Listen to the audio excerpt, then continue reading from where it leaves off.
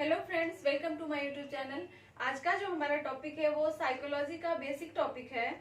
तो चलिए शुरू से हम शुरू करते हैं साइकोलॉजी को। फर्स्ट ऑफ ऑल हम ये देखते हैं कि साइकोलॉजी वर्ड जो है इसका मीनिंग होता है मनोविज्ञान। ये ग्रीक भाषा से ली गई है। ग्रीक भाषा का एक वर्ड है साइकी और दूसरा वर्ड है लोगोस। साइकी का मीनिंग होता है आत्मा यानी कि सॉल, एंड लोगोस होता है अध्ययन यानी कि स्टडी। तो दो वर्ड्स हैं साइकी एंड लोगस। इन दो वर्डों से बना है साइकोलॉजी, जिसका मीनिंग होता है मनोविज्ञान। सो फ्रेंड्स, साइकोलॉजी किस भाषा से ली गई है? ग्रीक भाषा से। एंड साइकी प्लस लोगस से बना है psychology. Okay friends, father of psychology किसे कहते हैं? फादर ऑफ साइकोलॉजी हम अरस्तु को कहते हैं। तो फ्रेंड्स, अब हम जानते हैं हिस्ट्री ऑफ साइकोलॉजी। तो हिस्ट्री ऑफ साइकोलॉजी क्या है?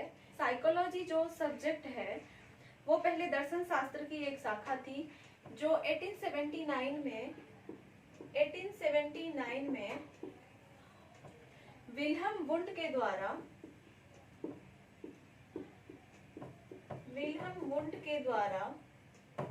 1879 में विल्हम वुंड के द्वारा जर्मनी के लिप्जिग स्थान पर मनोविज्ञान का प्रथम प्रयोगशाला खोला गया।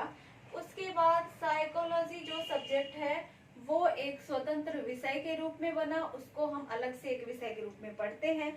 तो सबसे पहले जर्मनी के लिप्जिग स्थान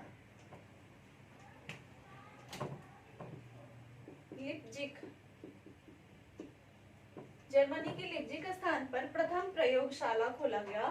प्रथम प्रयोगशाला खोला गया मनोविज्ञान का प्रथम प्रयोगशाला खोला गया। कहाँ पे खोला गया? जर्मनी के लिप्जिग स्थान पे। किन्होंने खोला? विल्हम वुंड ने खोला। कब खोला?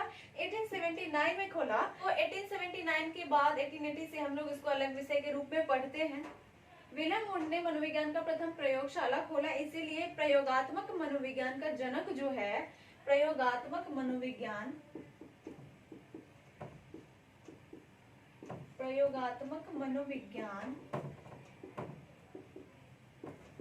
का जनक। फ्रेंड्स, अब हम बात करेंगे डेवलपमेंट ऑफ साइकोलॉजी। साइकोलॉजी का जो विकास कैसे हुआ, साइकोलॉजी की क्या परिभाषाएं हैं, साइकोलॉजी की परिभाषा क्या है, तो इसके डेफिनेशन को हम देखते हैं। तो सबसे पहले जो है साइकोलॉजी को आत्मा का विज्ञान कहा गया। हमारा साइकी एंड लोगस वर्ड जो है जिससे साइकोलॉजी बना है, और उसके बेसिस पे सबसे पहले अरस्तु, प्लेटो एंड डेकार्ट इन्होंने साइकोलॉजी को आत्मा का विज्ञान कहा। ये यूनानी दार्शनिक है, अरस्तु, प्लेटो एंड डेकार्ट यूनानी दार्शनिक, जिन्होंने आत्मा का विज्ञान सबसे पहले मनोविज्ञान को कहा। बट आत्मा का ना तो कोई स्वरूप है, ना कोई रंग, ना कोई रूपरेखा है, तो मनोवैज्ञानिकों ने इस डेफिनेशन को निग्लेक्ट कर दिया। 16वीं शताब्दी में इसको अमान्य कर दिया गया। तो सबसे पहले क्या था? आत्मा का विज्ञान। उसके बाद आया मन का विज्ञान। मनोविज्ञान को पोम्पोलॉजी ने कहा। बट किसी के मन को भी हम अच्छी तरीके से नहीं जान सकते कि किसी के मन में हमेशा क्या चलता रहता है, किसी के मन में क्या है, ये हम अच्छी तरीके से नहीं जान सकते। तो इसलिए इस परिभाषा को भी अमान्य कर दिया गया, इसे भी निग्लेक्ट कर दिया गया। कब? 18वीं शताब्दी। इसके बाद आया चेतना का विज्ञान। वुंड ने मनोविज्ञान को चेतना का विज्ञान कहा। तो 19वीं शताब्दी में इसको भी अमान्य कर दिया गया। इसके बाद व्यवहार का विज्ञान। साइकोलॉजी को व्यवहार का विज्ञान कहा गया। ये किसने कहा? वाटसन ने कहा। वाटसन ने मनोविज्ञान को व्यवहार का विज्ञान कहा, इसीलिए वाटसन को व्यवहारवाद का जनक माना जाता है। तो 20वीं शताब्दी से व्यवहार का विज्ञान जो है मनोविज्ञान को कहा जाने लगा, क्योंकि किसी के व्यवहार को हम अच्छी तरीके से देख सकते हैं, परख सकते हैं कि सामने वाला का व्यवहार कैसा है। अगर हम उसके व्यवहार को बार बार देखते हैं तो हमें पता चल जाता है कि उस व्यक्ति का व्यवहार कैसा है। किसी के व्यवहार को अच्छी तरीके से हम ऑब्जर्व कर सकते हैं। तो इसीलिए व्यवहार का विज्ञान मनोविज्ञान को कहा गया और 20वीं शताब्दी से अभी तक जो है व्यवहार का विज्ञान ही परिभाषा में चलती आ रही है। तो वाटसन ने व्यवहार का विज्ञान कहा, इसलिए व्यवहारवाद का जनक वाटसन को कहा जाता है। उसके बाद ये व्यवहारवाद का जनक जो है ये तो वाटसन को कहा जाता है, बट व्यवहार शब्द का जो है सबसे पहला प्रयोग जो किया वो किसने किया? विलियम मैकडूगल ने किया। से पहली बार व्यवहार शब्द का जो है प्रयोग किया विलियम मैकडूगल ने। ओके, अब हम देखते हैं कि साइकोलॉजी की जो है परिभाषा क्या है, क्या डेफिनेशन है इसकी।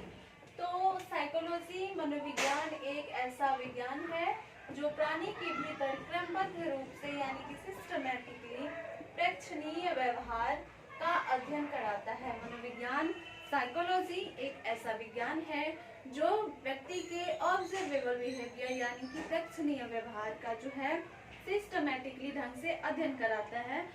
तो मनोविज्ञान व्यक्ति के ऑब्जर्वेबल बिहेवियर यानी कि जो व्यवहार हम जान सकते हैं, समझ सकते हैं, किसी भी व्यक्ति के, किसी भी इंसान के व्यवहार को, जिस व्यवहार को हम समझ सकते हैं उस व्यवहार का जो है सिस्टमैटिकली ढंग से अध्ययन कराता है तथा प्राणी के भीतर मानसिक तथा दैहिक, प्राणी के भीतर, व्यक्ति के भीतर जो मानसिक गुण है, जो दैहिक गुण है, जैसे कि चिंतन, भाव आदि, जो हम चिंता करते हैं, जो कुछ भी हम सोचते हैं, हमारे जो भाव होते हैं, उन सारे गुणों का जो है तथा वातावरण की घटनाओं के साथ उनका संबंध जोड़कर अध्ययन कराता है।